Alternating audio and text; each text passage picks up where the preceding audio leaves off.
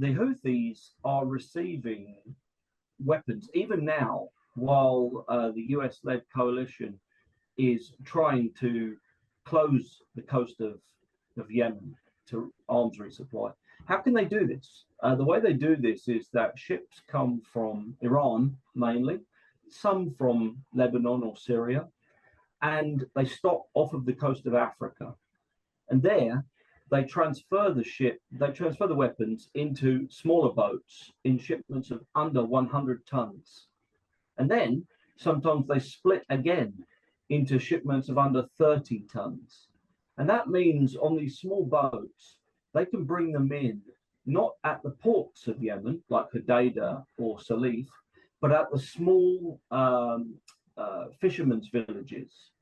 And so they can mix in with the movement of fishermen and other smugglers, and they can bring these weapons in very small shipments. That's why you see when the Americans intercept a shipment of weapons, it will often have one cruise missile, a couple of warheads from a long-range missile system that could hit Israel or Saudi Arabia, and maybe 20 smaller missiles, plus some AK-47s and some electronic equipment.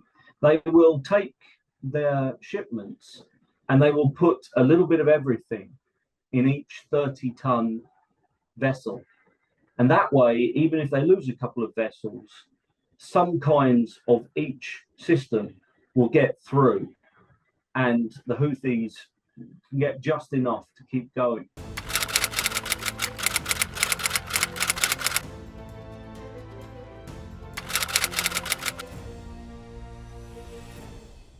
Iran has been boasting since 2015 that it controls 4 Arab capitals: Beirut, Baghdad, Damascus, and Sana'a. And that's how they think about this.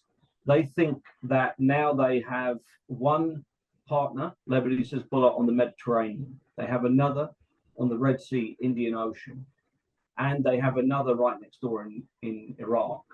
So they are expanding like an empire. And, you know, what the Emiratis did was to say, we are drawing a line. You will not be allowed to control the whole of Yemen, which is on the Arabian Peninsula, right next to Mecca and Medina. You know, this is just not acceptable. And the Emiratis, the Saudis, and the other Gulf Coalition members decided that they had to stop the Houthis.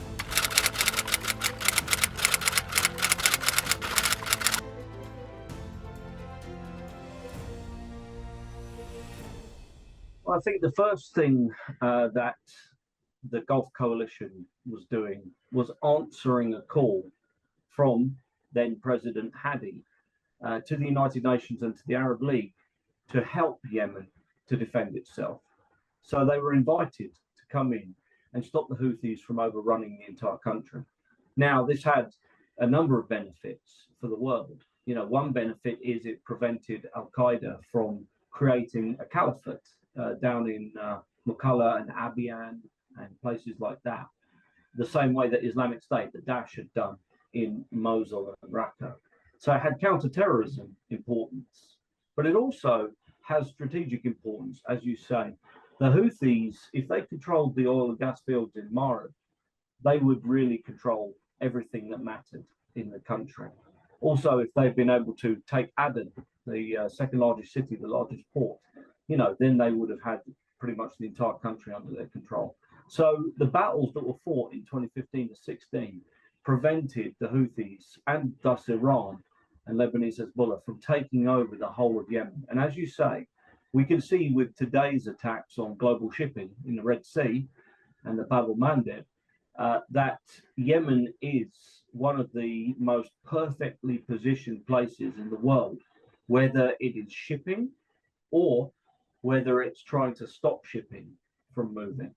You know, Yemen is positioned on what you would call the superhighway of the world's marine traffic, whether it's the Indian Ocean or whether it's the Suez Canal.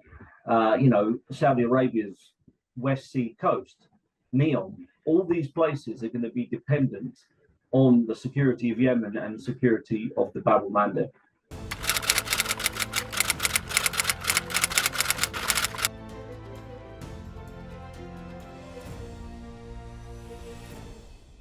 what's amazing about the Battle of Hodeidah is that the Emiratis and the Yemenis controlled the same areas that right now the Houthis are firing their missiles from.